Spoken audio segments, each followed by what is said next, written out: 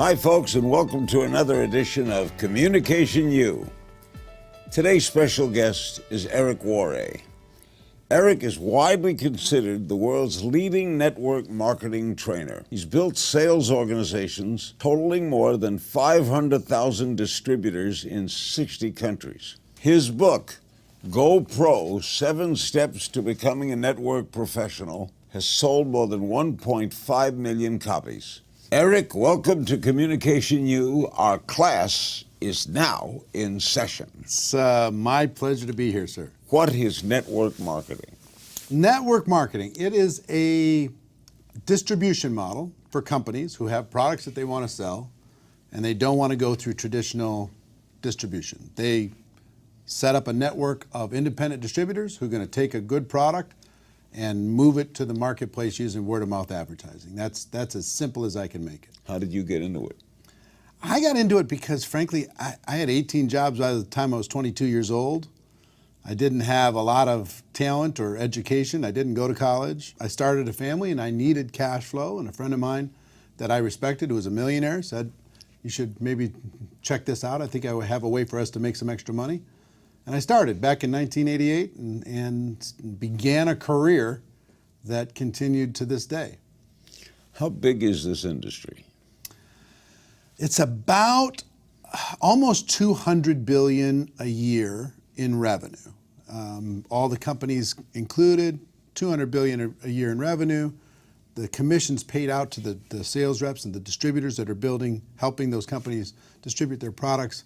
They get paid about $200 million a day worldwide. Okay. Some of these companies are like Amway, right? Yep. Mm-hmm. I guess Avon calling. Sure. People consider that a pyramid. Yeah.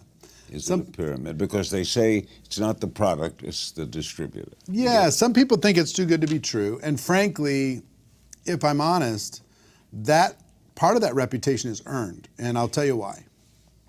The average rep out there just can't help themselves. They're so excited about the opportunity that they have. They embellish. They exaggerate like crazy. They go nuts. They say that it's easy when it's not easy. It's an entrepreneurial venture. Entrepreneurship is tough.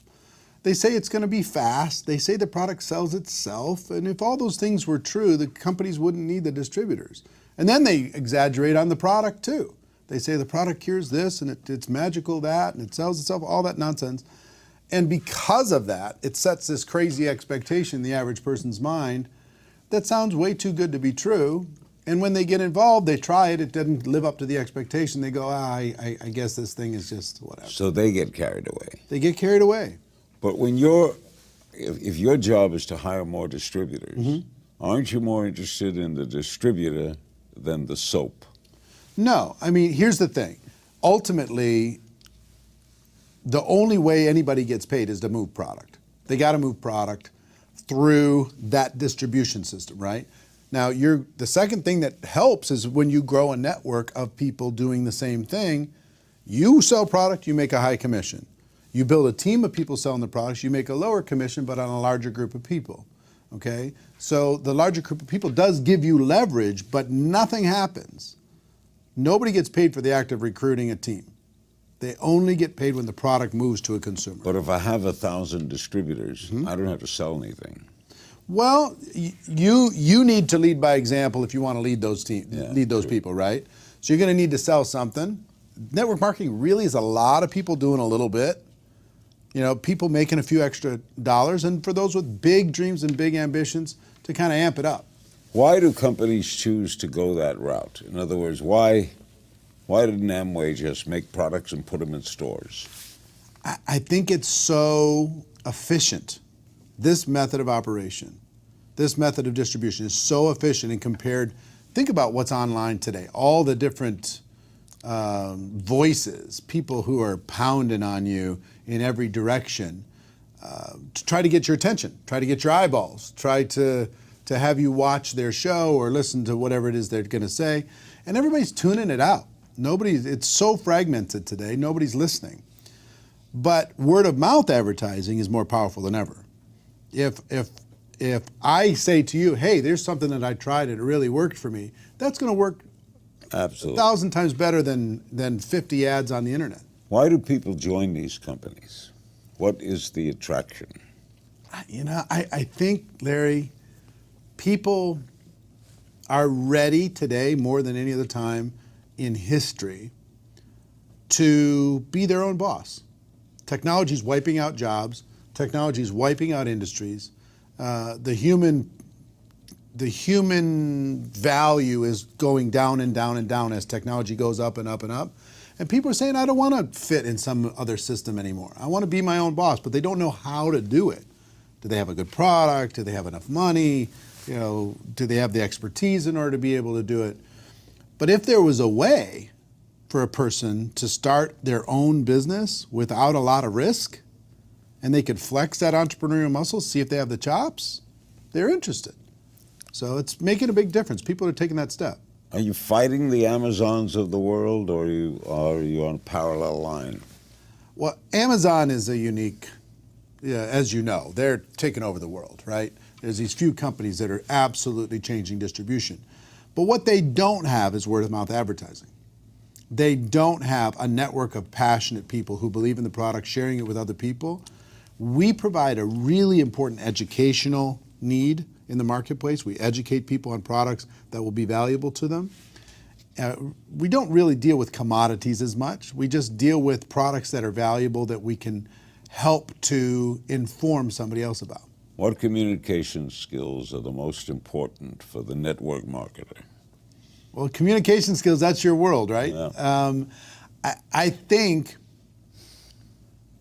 in previous decades, my mission inside of this profession is to raise the standards, is to take this profession, take it to the place where it needs to be, professionalize it, as it were. We talk about GoPro, professionalizing the network marketing field instead of this lottery mentality that's out there. And part of that is, for decades, people were just trying to get somebody. I want to go get them. I'm going to go sign them up. They're like hunting people, and people felt hunted, right? But professionals today, they're more interested as an ultimate goal of education and understanding. They just want to educate people to the point that they understand what they have. And in order to educate them, you have to communicate with them. You've got to connect with a person. You have to build rapport, build a little bit of trust. And through that process, you now have an entry point to educate them. Here's my product. See if there's a fit. See if there's a need. If there is, fantastic. If there's not, wonderful. Can people learn these skills? I hope they can. Yeah, I mean, you've taught, how many millions of people have you taught communication skills? I mean, I learned from maybe your first course you ever did, 20 plus years ago. How to talk to anyone, anytime, anywhere. Yes, a Nightingale Conant course. I listened to it all the time. And one of the big keys I got out of it, I used it for build a social media business. I used it for my network marketing business. I used it in everything that I do. And I also had it reinforced by a book I read about Frank Capra. Frank Capra's autobiography. The name above the title was the book. But the number one commandment is thou shalt not be boring. Just don't be boring and you're good. And that you use that principle. And I think in communication, if you use that principle, you're going to be fine. Are you still developing your skills? You know what? I mean, I think today I'm just hitting the tip of the iceberg as far as potential. I got a good framework. I've been doing this for 30 years, but I'm world class in my little universe, but I'm still only operating at 10% of my potential. There's so much farther I can go. Don't you have it down? I do, but I will tell you, there's two things that I've realized specifically in the last 5 years that make me happy. One is growth. If I'm growing, I'm happy. And two is contribution. If I'm contributing to the lives of somebody else in a positive way, I'm happy. And I have to have both of those things in place. And what growth and improvement of my skills creates for me, beyond cash flow, beyond growing a business, is the ability to influence and contribute to somebody else's life because I upped my game. because I upped my abilities, my ability to communicate. You wrote this book, Go Pro, 7 Steps to Becoming a Network Marketing Professional. What do you mean by pro? Well, As opposed to amateur? yeah, we talk about posers, we talk about amateurs, and inside of network marketing for decades, it was filled with pros and amateurs, people trying to get something for nothing, people crossing their fingers and getting involved like a lottery. What I tell them is, look, if you're gonna do this, just decide to be a professional. Learn some skills, give it some time, it's worth it, but it's not gonna be easy. Set proper expectations and go out there and show the world that network marketing isn't perfect, but if you have an entrepreneurial bone in your body, it's better. It beats any other entrepreneurial venture for the average person. For most people, no question. For most people, is it a side job? Yeah, I think most people Worked during start the there. day, I saw. Yeah, I mean that's one of its great benefits is people don't have to walk away from their job in order to be able to start this. Like a traditional business, they might have to walk away from their job You to could do start this on Thursday nights and Yeah. Saturdays. A lot of 5, 10, 15 hours a week. Do a lot of people start to make money right away? Some. It depends on the person. Here's one of the fallacies that everybody's going to win inside of network marketing. Everybody doesn't win. A good chunk of people get involved and don't do anything. And that's true. 90% of real estate agents never sell a single home. I know. Okay? So most people who buy a book don't read the book. They have it. It's sitting there. They haven't read it. They paid for it. Same thing's true. People get involved in network marketing and they don't take the next step because the price of entry is so low. For like under $1,000, a person can start a business. You know what it takes to start a real business. Sure. When you get started, I guess most people call their uncle, Yeah, some do. mother-in-law, Sure. you sell your family first. Sure, right? sure. Isn't that logical? Yeah, some of them do. Look, here's the thing. That's a starting point for everybody. I deal with professionals, high-end professionals in network marketing. I coach a lot of those people around the world. Hundreds and hundreds of people that are my friends that earn over $1 million a year in network marketing commissions with 0 employees, 0 office, 0 infrastructure. Imagine that kind of cash flow, okay? Now, it didn't start there. It started with a little bit here and a little bit there, and they started to grow it. They turned it into a profession, and they went serious with it. But the potential here is just enormous for a person who's hungry. I mean, and if I had to define one characteristic of a successful person in this profession, is hunger. You got to really want it. Well, where do you start? How do you decide who to recruit? All right, family outside. All right. Everybody can start with the family because there's trust there. Right. And I recommend a very specific approach, which is very low key to family and friends. Maybe ask them to support you, try the product out, see if they like it. No long-term commitment. Take the pressure off, take the business off. Help me. Yeah, just, support my business. It's like I was opening up a restaurant, but I don't need you. Most of the top earners that I know, like 5% of the people that they recruited into their business, they knew the day that they joined their network marketing business. The rest they met later. They met them on social media. They met them living their life. They met them at the restaurant. They met them at a cocktail party.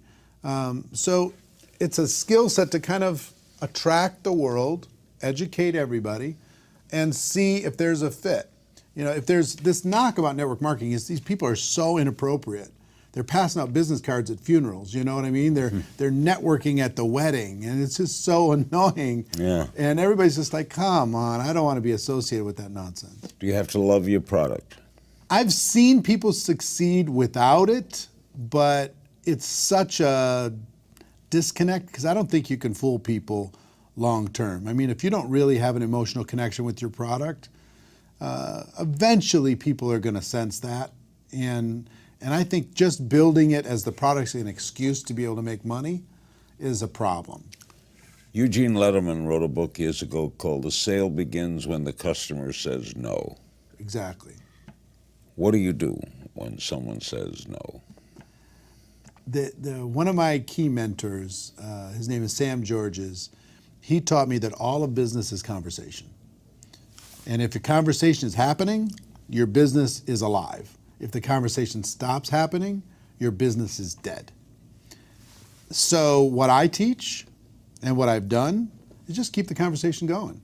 They say no, we keep the conversation going. We just keep the conversation going. My job is just keep it going until they become fully educated, and their timing might not be right. They might say no, but their timing might not be right. And 6 months from now, if I stay in contact, like our friend Harvey McKay would say, find a creative way to stay in touch.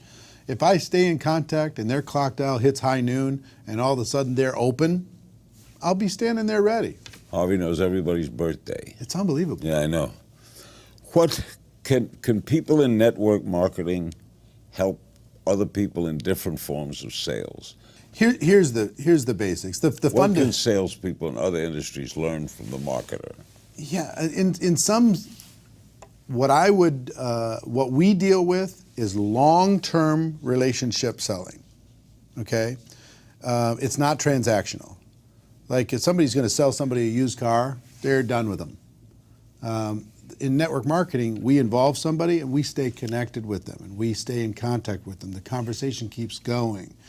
And if more salespeople did that, they stay in communication with their customers or with their clients, they're going to have better success versus having it feel super transactional. You know, they only call them when they need them. Yeah. Long-term relationship building, growing of a network is today, it's one of the most valuable things in the world. I've noticed great car dealers do that. They keep in touch. Yeah, they just find a way. They send an update. They send a postcard. They say, how's the car going? Yeah, how's it? Yeah, exactly. But they're rare, right? Yeah. They're 1 out of 1,000. How has social media affected your industry? It's really, I will tell you, I was skeptical of it because for 10 years, I've been using social media to expand my reach for 10 years. You have a big online business. Yeah, since 2009. And in the early days, everybody who had a product or an opportunity, they were spamming the world. They were just posting obnoxious links and sending unrequested messages and friending people up and just being obnoxious. But in recent years, last 3 or 4 years, people have really cracked the code. They've learned how to be professional. They've learned how to use the platforms. And I will tell you, it's been a revolution because you can now reach your natural prospect audience at scale with a click of a button. You can find them anywhere in the world. You can, if you're interested in fitness, you can go find every fitness group in the world and go have a conversation with those people and see if your product might have a need for them or might have a solution for them. Or skincare, or essential oils, or travel, or you name it. It doesn't matter. They can find their audience, even if they're living in a tiny little town, they don't know anybody, and all their friends and family said, "Get away from me. I'm not interested." Do companies help their marketers? Yeah, big to show you how the product is sold, sure. How to display it. The biggest thing that they do, the companies take care of all the products. They take care of the compensation structure, government expansion. They take it around the world. They deal with customer service. They deal with compliance. They deal with all different kinds of things that the entrepreneur normally would have to do, legal, everything else. So all that support's there. Plus, they do events and they provide tools and they provide training, all different kinds of things. The distributor, all they've got to do is sell some product and build a team of other people who are selling some product, and then improve the productivity of that team based upon their leadership. If they're a decent leader, they can get their team to be more productive. And the leaders out there that are growing a network marketing business that can use that platform to create a productive team, companies will pay them unlimited dollars. What's the first thing you sold? First thing I sold, water filters. Water filter. In 1988, these little tiny water filters you put on your sink and you screw them into the faucet. You pull a little plug and it would come out clear water. Yeah. Now that company had to go through radical transformation. Today they're a nutrition company, but they're a huge company and they're expanding around the world. They continue to go today. You do a lot of public speaking. I do. I give advice on public speaking. I'll bet you do. It's the most common fear people have when I know. they get to speak. I know. And to me, just make it a happening. In other words, if you're nervous, Tell them you're nervous. Yeah. They know you're nervous. Be authentic. Yeah. Be authentic. Why is it hard to be authentic? I don't know. I've found a way. Early on in my career, I was very nervous about speaking. I was very nervous about getting up in front of people. Somebody told me the person with the marker makes the money. The person up on stage, they make all the money in network marketing. So I'm like, okay, if that's the case, I got to get up there. I got to face my fear, got to figure it out. And what I learned is that preparation takes care of everything. If I'm prepared, I'm an introverted person by nature, okay? So if I'm prepared, I'm calm. You don't seem introverted. I know, but I'm a situational extrovert. I was introverted all morning until until I sat in this chair, and then I decided to be an extrovert. So a shy person can be a good networker. There's a lot of introverted people. How many introverted people do you know that are successful? Oh, I know quite a few. Ton, right? They're not some of these natural extroverts. I mean, you think they're an extrovert. Yeah. Ted They could put it Turner on. is introverted. Yeah. What do most newbies get wrong when they're trying to build a business? What's the biggest mistake people make? They set unrealistic expectations. They'll give it 3 years in a traditional business. But they don't have a boss in network. I understand. But they'll invest 65 grand on average in the United States to start a traditional business. They'll expect it's going to take 3 years to get payback in that traditional business. And in network marketing, if they're not getting results in 30 days, they're like suicidal.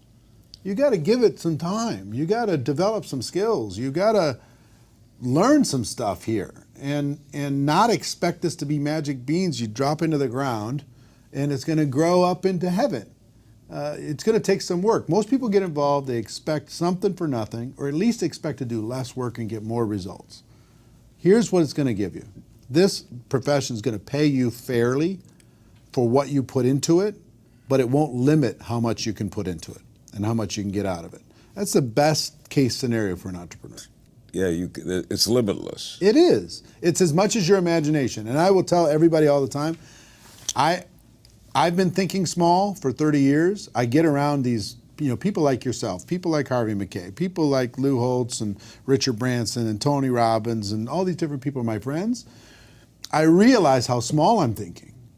I'm thinking really, really small. If I thought bigger, man, we could go bigger. And that's what most entrepreneurs inside of this profession need to realize. If they think bigger, the sky's the limit. How do you find a company that's best for you to represent? Combination of things. Number one, find a product or a line of products that you can believe in, you get emotionally attached to, that you can promote with integrity. Where do I search this? You can find those online. You can search the top 100 companies. You can do that. Number two, find a company that's in integrity with you and you feel can stand the test of time. Because there's a lot of good products out there and companies screw it up because the company's not strong enough. If the company's strong enough, they'll solve the problems. Find a compensation structure that's fair. Find a support system inside of that organization that will help you leverage your efforts. And maybe find a timing situation where you've got a pretty decent timing situation, a balance of risk and reward. They've been around long enough, but not, they're not the house that's been for sale for 30 years on the corner of the block that makes you nervous to even look at them. Find a timing situation where you can tell a good story. All right, you're going to be a network marketer. Yeah. First thing you do. First thing you do, in my opinion, is you've got to realize what you got involved with. That's what GoPro did, is it helped people understand that network marketing isn't perfect. It has its challenges, but it's better than any form of entrepreneurship on earth. There is no other form of entrepreneurship for the average person that can beat this. No one can debate me on this subject. No one can beat me on this subject. It is indisputable. It's better. So people need to realize what they're involved in, how powerful it is, how timely it is, how sexy it is today to be an entrepreneur. Then they need to develop some skills. They can't just cross your fingers and hope for the best. You got to develop some new skills inside of network marketing because skills build confidence. Confidence will have you take some more action. More action will give you some more results and you can start moving. Those would be the basic things I would say to an average person to give them the best possible chance to move forward. Just don't be one of these boorish amateurs that crosses their fingers, buys a network marketing glorified lottery ticket, goes and talks to 3 or 4 people, hoping that those people will sign up and do something. They don't have to do anything. If you were starting all over, would you do it the same way? Yeah. I mean, if I was starting over, here's what I would tell you. One is I would get my belief stronger faster. I would believe stronger faster, number one. Number two, I would think bigger.